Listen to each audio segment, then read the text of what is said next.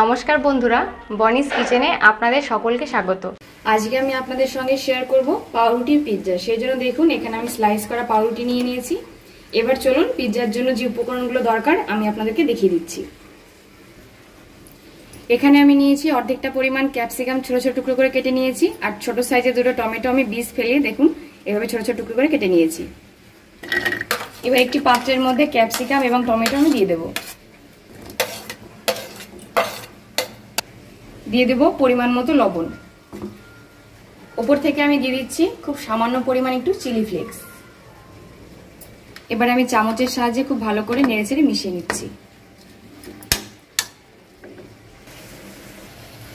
এবার আমি এক পিস স্লাইস করা পাউরুটি নিলাম, তার উপরে আমি টমেটো সস কিন্তু দিয়ে দেবো।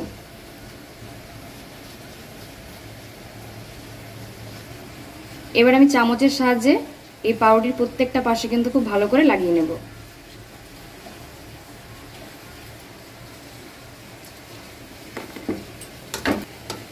এবার আমি উপর থেকে দিয়ে দিচ্ছি টমেটো এবং ক্যাপসিকাম, যেটা আমি আগে থেকে কিন্তু কেটে রেডি করে রেখেছিলাম। খুব ভালো করে দেখুন দিয়ে দিয়েছি। এবার আমি সামান্য একটু গোলমরিচের গুঁড়ো উপর থেকে দিয়ে দিচ্ছি। এবারে আমি চিজ গ্রেটারের সাহায্যে গ্রেট করে কিন্তু উপর থেকে দিয়ে দেবো।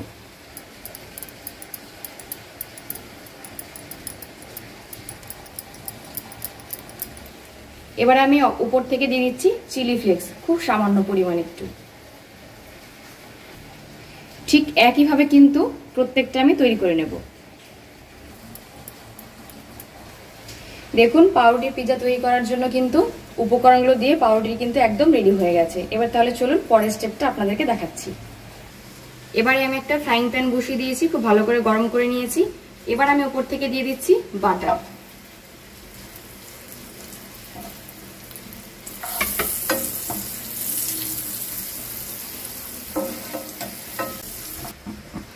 এবারে আমি পাউরুটির পিৎজাটা তৈরি করে রেখেছিলাম আগে থেকে, সেটা দেখুন দিয়ে দিচ্ছি।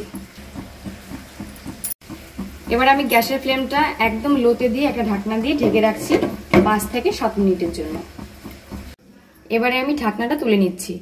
7 মিনিট হয়ে যাওয়ার পরও কিন্তু ঢাকনাটা খুলে নিয়েছিলাম, তারপরেও আমি 8 মিনিট কিন্তু আবার ঢেকে দিয়েছিলাম। টোটাল 15 মিনিট আমি কিন্তু রান্নাটা করে নিয়েছি। দেখুন টমেটো ক্যাপসিকাম কিন্তু পুরোপুরি সেদ্ধ হয়ে গেছে। এবার আমি ঠান্ডা হয়ে যাওয়ার জন্য কিন্তু অপেক্ষা করব। ঠান্ডা হয়ে গেলে প্লেটে আমি নামিয়ে নেব। ঠান্ডা হয়ে গেছে, এবার আমি প্লেটে নামিয়ে নিচ্ছি। আজকের রেসিপি পাউরুটির পিৎজা কিন্তু একদম রেডি হয়ে গেছে। গরম গরম পিৎজা কেমন হলো আমাকে কিন্তু কমেন্ট করে জানাতে ভুলবেন না। ভালো লেগে থাকলে লাইক করবেন, শেয়ার করবেন, আমার চ্যানেলটা সাবস্ক্রাইব করে আমার পাশে থাকবেন। ধন্যবাদ।